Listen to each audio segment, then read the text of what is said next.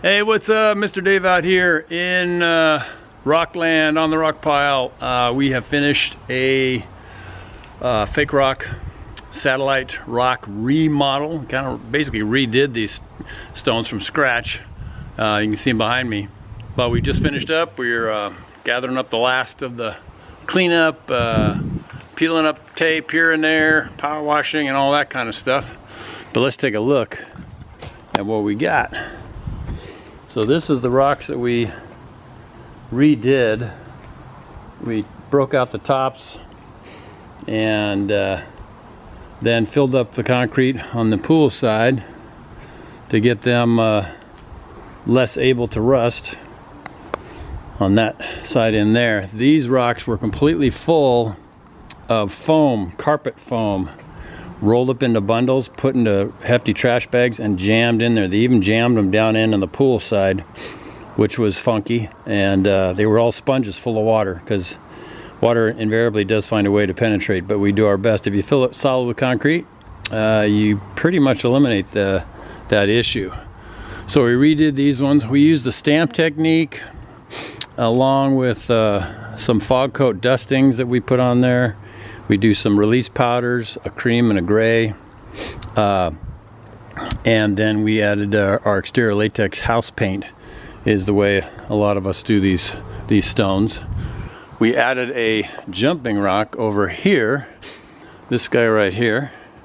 It was about a quarter of that size or thereabouts, right about there. So we epoxied steel down around the bottom, built our cage bubble, and then burlapped on the inside, then did our scratch coat with 3000 PSA concrete, jammed it in there, and I think it came out pretty cool. I added a little pile of stone detail on the top just to sort of offer a place to grab for the little ones as they're coming up here, so they're not just standing on top of this pedestal without at least having something as they're climbing up to grab hold of to pull themselves up. So we added that little detail of rock there. It's just a pile of rock. I just kind of carved it around and tried to get something interesting going on there. Notice the cracks and the trying to use the rule of thirds somewhat. Angles, usually not a perfect flat or a perfect vertical line. Usually it seems to seem more real. This rock, we just wrapped steel on it, as you may have seen in other videos or still photos that I put up there on this project on Instagram. And just put concrete on it, and then just added more and shaped out these little peel-aways, onion peel-aways, and some fault line cracks, that kind of thing.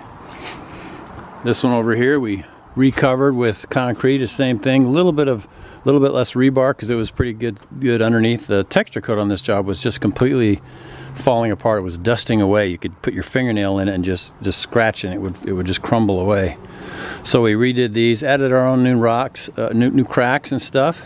Basically kind of taking the same shape, cutting in the cracks, usually the usual deal.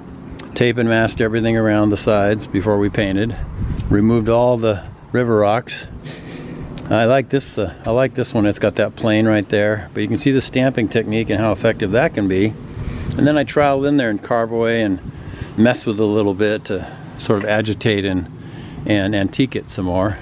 Here's a stepping rock going up to the jumping rock. Put a little black paint in there, mist it, and then you have it following the crack down there and giving it a little bit more of a highlight or low light, dark light, I guess, if you will. And that helps it set off. You want to have the darks and the lights. It shows depth of field. And these are on the other end of the pool, same kind of thing. The rocks are originally pretty round. Probably could have made them a little bit less round, but came out okay. Again, asymmetry, get the cracks going in unusual directions, stamps, just sort of kind of thrash around a little bit and just be free and loose when you put your cracks in. Again, the angles are at angles to the pool. They're not perfectly 90 degrees. You just come across different angles. You can see here where I took a trowel and scraped it away a little bit, and here's the stamped surface that hasn't been messed with. And so the combination of those two things really does help give that authentic look. I like it, yeah. Client wanted some browns and golden colors, so that's what we were aiming for. This one over in the corner, kind of stashed in here. We did the same thing to this one. We kind of covered that one with our mix. A lot of acrylic in it, and some chicken wire as well to hold it together. Most of them had rebar though, epoxied in. And this is coming over towards the spa rocks. Kind of get the idea. And so yeah, so dug into the rock a little bit, added up some more blobs of cement up on top, pulled it up and down, up and in. You want to get that variety. So as I complete the tour, these ones came out pretty killer. I really like the color, the richness. It's just seems pretty believable to me as we come in close a little bit here. So anyways, this is the completed job out here in Chula Vista. There's another rock in the back over there, and it was kind of following the same strategy. So anyway, when you're doing your artificial rock work, you take it step by step, thinking about what God made. Think about what nature makes. Think about what you see in the real thing. Study the real thing. I've done it long enough to where I sort of have a sense of how cracks should go, but I'm always checking out rocks and studying them and trying to learn and get better. So it's really a good idea to keep checking in with the real deal to make sure your full rock work is going to come out, natural. I mean, unless you're trying not to make it look natural, don't look at nature.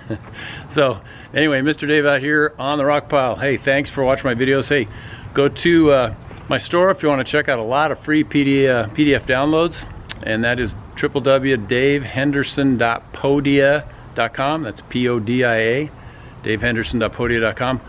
And download the free stuff, man. I've got my book there also, just 25 bucks. I got a book on slides, everything you need to know about doing a concrete slide on a swimming pool. And you should know what you're doing, because slides are something that often aren't done right, and people do get hurt. So you want to pay attention to how you're doing those. So the book's there, and there's a course there that's as well, helping you learn how to do a little bit of sales and how to draw a picture that is convincing and gets your client or your prospect to say, hey, this person's skilled. They put together a picture for me. So good little course there, 26 bucks I think it is. So hey, good stuff, free stuff, and super good value on the other stuff. Check it out. You can also go to my website, daverhenderson.com, www.daverhenderson.com, and sign up for all my newsletters or updates on what I'm doing. And you can check out some of my blogs too. I talk a lot about how to do stuff and other stuff too. So anyways, remember to be thankful and be forgiving as we walk down this road of life. Even with all the bumps, if you can keep those two things in mind, you end up being a big, a better blessing to others around you, and helping us all get through the game here a little easier. So Mr. Dave here, God bless you. Have a great day. Go for it. Learn, create, and just keep trying and going for it. You were designed for an awesome life, and so keep seeking after that, man. All right. We'll talk to you soon. Mr. Dave checking out. Have a good one. Bye-bye.